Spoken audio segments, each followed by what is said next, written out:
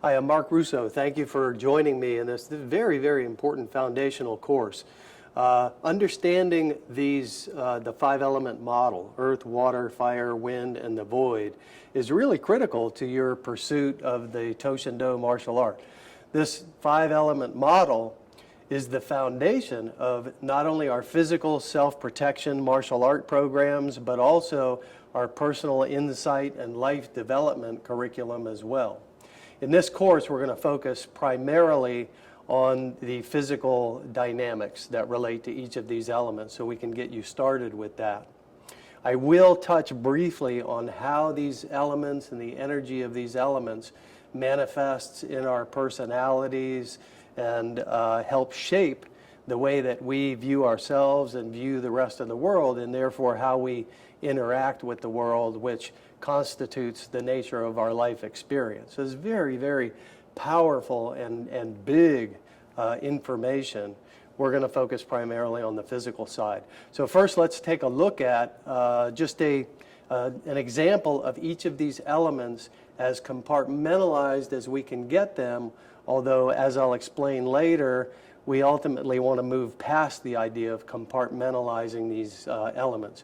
So let's take a look first at an earth example. So I'm going to try to be 100% earthy here if I can, which is a little bit artificial and unnatural, but nonetheless we want to give you an example of the energy. So maybe I'm being attacked here and I'm holding my ground. So this guy just keeps hitting me and I'm not moving very much. So up and down kind of movement, very grounded and very, very confident would be that earth element. The water element is where now I'm a little not so sure. I'm a little unsure, and I'm a little more scientific in that I want to escape the immediate danger and then engineer either an escape or some kind of a counterattack. So maybe I get attacked here and I'm backing up, and then I'm crashing back in, and I'm backing up and I'm crashing back in. So this idea of back and forth movement in there. The fire element, very forward and committed. We're focusing on natural speed and very, very fine-tuned timing here. So in some cases, I'm preempting the attack. But in any case, I'm really focusing on my sense of connection to the energy of what is going on at the moment. So I'm getting attacked, maybe I move in, I'm just forward. I'm staying very, very connected to what's going on here. Whatever he does, I'm connected, I'm moving in, I'm not breaking that connection. Unlike the water element, where maybe I backed up and crashed in and maybe backed up a little bit again. It's fire element, I'm just on it. So my teacher Anshu Hayes likes to say, so many other martial artists, you'll see them trying to keep people at arm's length. We are sometimes like flypaper. Once we touch it, you can't get us off of you.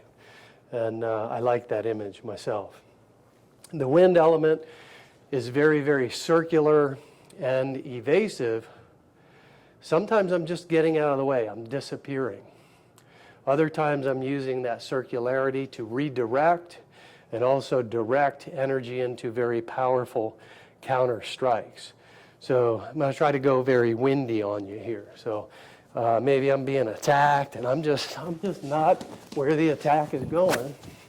Well, it's not where the attack is going. Oh, there.